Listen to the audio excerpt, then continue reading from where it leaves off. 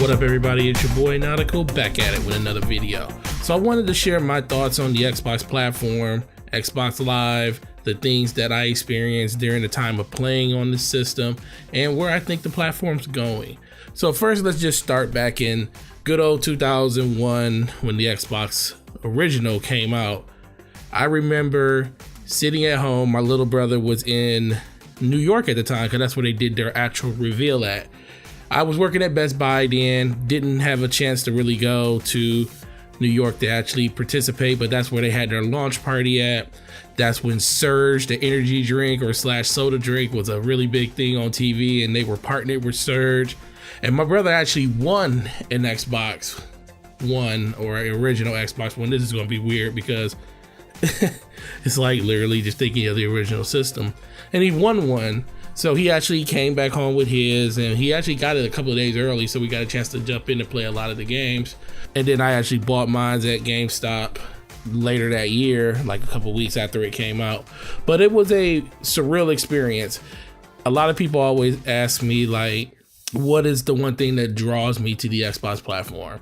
I always tell people that we always come from different systems. Like my very first system was an Atari 2600.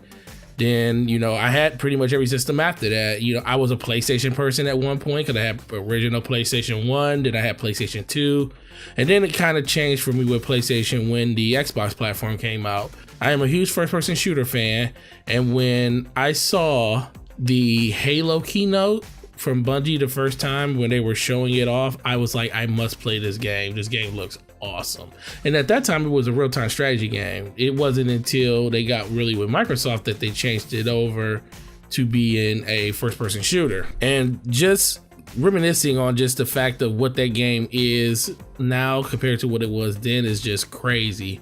I actually went out, like I said in a couple of videos before, and bought a Voodoo graphics card because that was the one that was recommended for the game, even though you probably could have used something else. And I actually went out and bought that. And that's what really got me into PC gaming. I was playing all types of games on my PC because I didn't want to just buy it for one game, even though the one game I was going to play was Halo, and it was going to be pretty much that. But then when it came to E3 that year, it was announced that Microsoft bought the rights to Bungie and Halo, and they were actually going to bring that to their first system, which was the Xbox.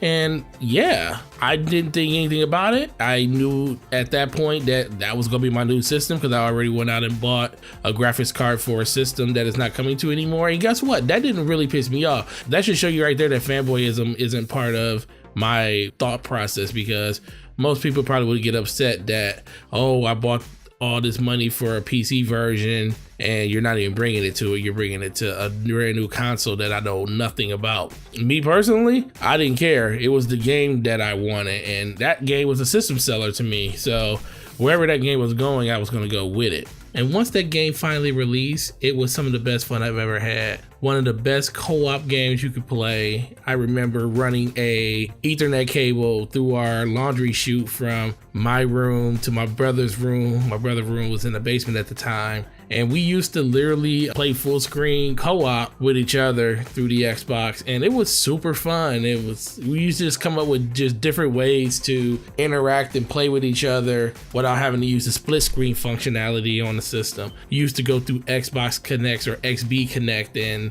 play against other people through the multiplayer suite that they had on there. It was just fun, and it was some of the most enjoyable times that I've ever had. Everybody was playing it. I used to take my system over to a friend's house and to say, hey, my 4 is better than your 4, and we used to system link up and just have LAN parties. It was one of those experiences that I will never forget, and it came from the Xbox platform. And I'm not trying to say that Xbox is the first one to do anything like this when it comes to like multiplayer or anything, because at this point multiplayer was available on the PS2, I believe, at that time. But this was the first game that actually brought people together to want to just play games in general when it comes to like first person shooters and stuff like that. It was probably more likely the more mainstream one that did it too. It just captivated a lot of people, and I was one of those people. And then a year later, Xbox Live launched. I remember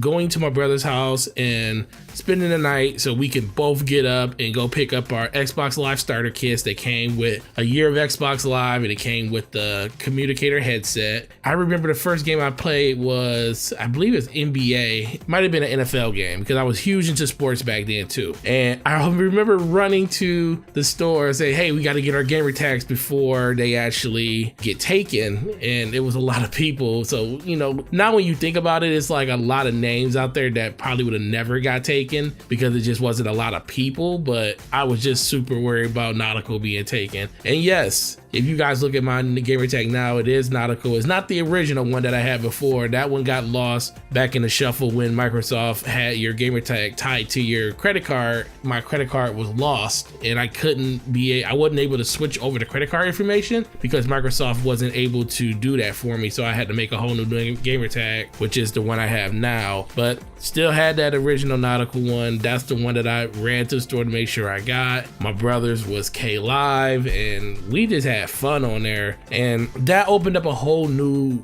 world to me when it came to just gaming, and that introduced me to a whole world of new people. Like a lot of the people I know now are some of my best friends that I met from Xbox Live, and one of the main games that did that for me was Original Ghost Recon. That game jump-started everything for me when it came to gaming in general. That was the first game where I would actually stay up 12, 14, 15 hours and actually just play constantly all the time. Had a full-time job working at Circuit City back then. That's when Circuit City was still around. I would literally get up, go to work, come home, play games. And that was like the greatest time of life. That's before I met my wife, before I had kids. It was like a gamer's paradise. Make money, come home and play games, and just date in between all that. And it was very fun. At that point, that's all I wanted to do. Now, I don't know if you guys know him, but one of the most influential people to me when it came to like just learning first person shooters overall, his name was CDN the Third. He has a Twitch channel, he has a YouTube channel. I'll link them both down below. But right now he does a lot of H1Z1, and he's very huge on there. He's doing amazing, and I'm super proud of that guy. He's been doing what he wanted to do ever since he taught me the things he taught me back in Original Ghost Recon. He used to literally show me how to survey a map and run around and learn how to actually just do different combinations to get the upper hand in games. And I really appreciate that from him because he's the one that actually made me want to be more competitive in games. And that's when I flipped over from a sports person to a first person shooter person. And that was my first interaction with somebody that actually felt like they actually cared about me wanting to be better. You know, I was always involved in the different scenes of tournament play and wanted to just improve my own gameplay, and he really helped me do that. So I just wanted to give a shout out to you, bro, because without you, man, I wouldn't be as competitive as I am now in some of these games and becoming better at first person shooters in general. But those are some of the experiences that the Xbox platform has given me. I'm not saying you can't get these anywhere else, but this was just my experience. I kind of understand why some people really prefer the system that they prefer, and it's not because they're fanboying it or anything. It's mostly just because they had experiences on that system that nobody else can have for them. We may all come from the same place, but we all get to where we're going a completely different way. If you just go from the Xbox platform to the Xbox 360, everything just got a lot better. Xbox Live got better, more friends, more games, just better overall experiences. And then you have the Xbox One, where yes, it was bumpy in the beginning, but those same experiences carry over. No matter how you slice it, you're gonna always have those experiences to fall back on. So that's why I will always prefer Xbox until the point where it's just not around anymore. And some people may think that's stupid, and some people may think that, you know, tides have changed, and yes, it has. You know, Xbox isn't doing as well as the PlayStation platform is doing now, but that still doesn't change the fact that the people that I enjoy playing with, the people that I want to to actually enjoy my gaming time with are still here. If I want to go on PlayStation and play with some of them, I can go to PlayStation. If I want to go jump in my boy CDN's live stream and chat it up with him while he plays H1Z1, I can still do that. Just because he's not playing on Xbox anymore doesn't mean I can't experience and interact with him wherever he is. And that's the one thing I want a lot of people to take from this video. Just no matter what, enjoy what you enjoy, but don't try to push